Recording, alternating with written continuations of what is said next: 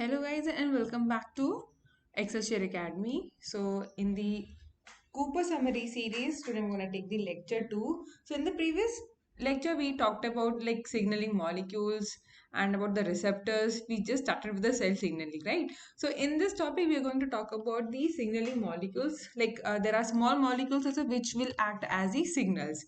So several other small molecules in addition to the steroid hormones, they also serve to transmit signals between the cells. Like for example, nitric oxide. We have got the nitric oxide as the example, then acetylcholine. So acetylcholine we have discussed a lot in the previous lecture. Also, we talked about the acetylcholine receptor, which goes and binds and helps in the transmission of the synapse between the neurons.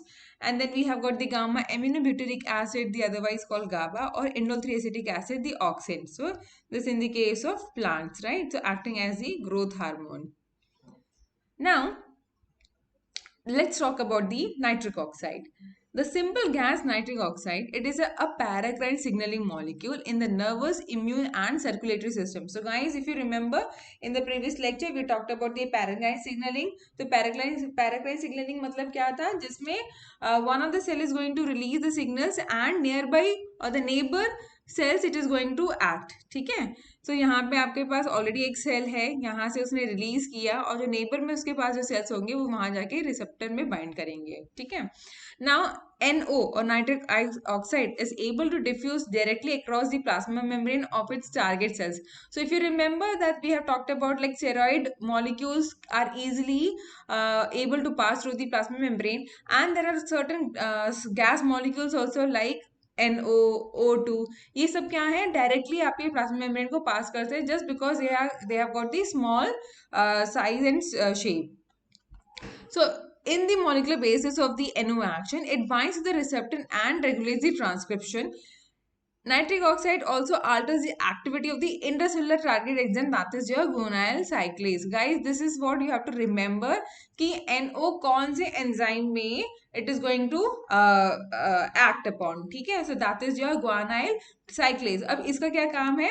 The function of this cyclase is to convert your GMP into cyclic GMP inside the cell, and we know that this is going to act as the secondary messenger in the signaling cascade. ठीक है. For example, the dilation of the blood vessels. So let's talk about the action of the nitric oxide on the dilation of the blood vessel. The first step is, of course, the release of the neurotransmitters such as acetylcholine, which is going to release from one of the termini of the nerve cells in the blood vessel wall. ठीक है. Now, अब क्या होगा? These neurotransmitters, that is your acetylcholine, it is going to act on the endothelial cells, finally stimulating the NO synthesis. ठीक है. Now, this is going to diffuse to the neighboring smooth cells, muscle cell, where it is going to activate the guanyl cyclase enzyme and finally resulting in the synthesis of the cyclic GMP. अब इसका क्या function है? The moment NO is release and ये सारा signaling होता है, at the end what happens is the dilation of the blood vessel as well as muscle cell relaxation. ठीक है. So it is, for example, it is also responsible for signaling the dilation of blood vessel that leads to penile erection. ये तो एक example है.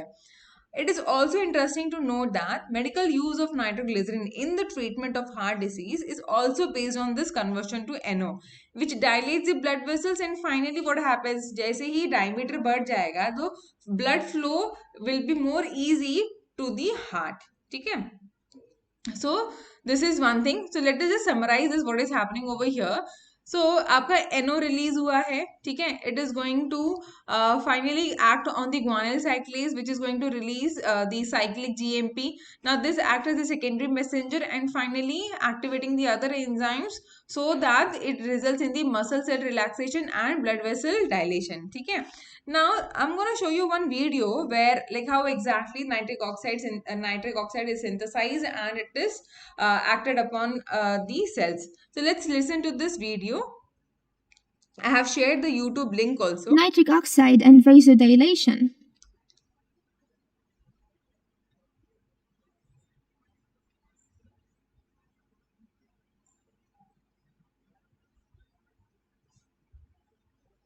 So they have also taken the example of acetylcholine. Binding of acetylcholine to its vascular endothelial receptors triggers a cascade of reactions that result in excessive release of calcium ions from their indigenous storage sites.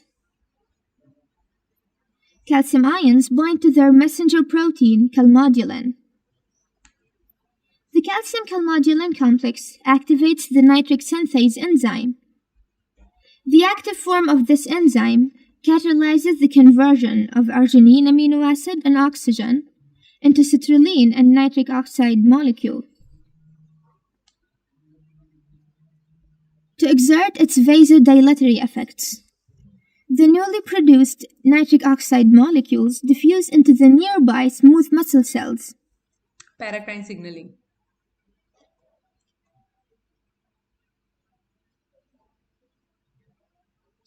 In the smooth muscle cells, nitric oxide triggers a cascade of reactions, starting with activation of a guanyl cyclase enzyme. Active guanyl cyclase in turn activates the conversion of GTP into its active form, cyclic GMP. Cyclic GMP facilitates the dephosphorylation of myosin light chains. So myosin This means you're talking about dephosphorylation muscle cells. process induces the dissociation of myosin and actin filaments and results in smooth muscle relaxation. This is what just now we have discussed. The pharmacological nitric oxide donors, such as organic nitrates, pass through smooth muscle cells and release their nitric oxide into their cytoplasm. The external nitric oxide mimics the physiological functions of indigenous nitric oxide, which usually end by smooth muscle relaxation. Some nitric oxide donors, such as sodium nitroprusside, release their nitric oxide in the blood. Then, nitric oxide molecules diffuse into the smooth muscle cells, where they cause them to relax. So nitric oxide can very easily diffuse through the plasma membrane. Nitric oxide donors include sodium nitroprusside and organic nitrates such as glycerin trinitrates, isosorbide dinitrates, and isosorbide mononitrates. So these were the examples like which can be used as the source of nitric oxide donors. So mainly sodium nitroprusside, if you have seen or noticed, like in the medical field they use a lot, or nitroglycerin it is used, okay, in order to generate the nitric oxide.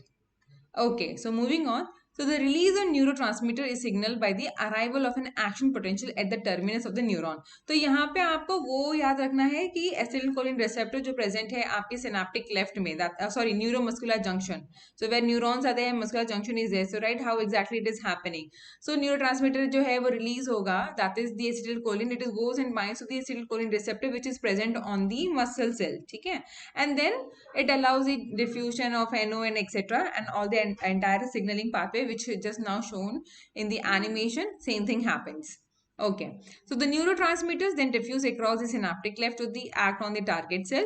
So because neurotransmitters are hydrophilic, they are unable to cross the target cell plasma membrane. इसका मतलब क्या, वो अभी cell surface receptors को bind करेंगे. So if you talking about acetylcholine, so acetylcholine is nothing but ligand gated channels. ये हम already discuss कर चुके हैं प्रीवियस लेक्चर्स में, ठीक है. So neurotransmitter binding to these receptors induces a conformational change that opens the ion channel and directly resulting in changes in ion flux in the target cell. So just now we have discuss about the कैसे calcium ions आपके change होते हैं and finally helping in the signalling cascade. Okay, now let's talk about the peptide hormones and the other growth factors. So widest variety of signaling molecules in animals are peptides ranging from few to more than 100 amino acids. ठीक है. So for example, peptide hormones हो गए, neuropeptides हो गए, and different polypeptide growth factors. For example, peptide hormones like insulin. So insulin is a hormone, but it is made up of amino acids. Okay. So and the hormones which are produced by the pituitary gland like growth hormone, follicle stimulating hormone, prolactin, and the others. Neuropeptides, which includes enkephalins, endorphins, they act as the natural analgesics. Now, analgesics का काम क्या होता है? They decrease the pain response in the central nervous system. For example, जैसे आपका paracetamol हो गया, कॉम्बिफ्लैम हो गया, right? बुरफिन हो गया, इनका क्या काम होता है? In order to reduce the pain which is caused in the body, ठीक है?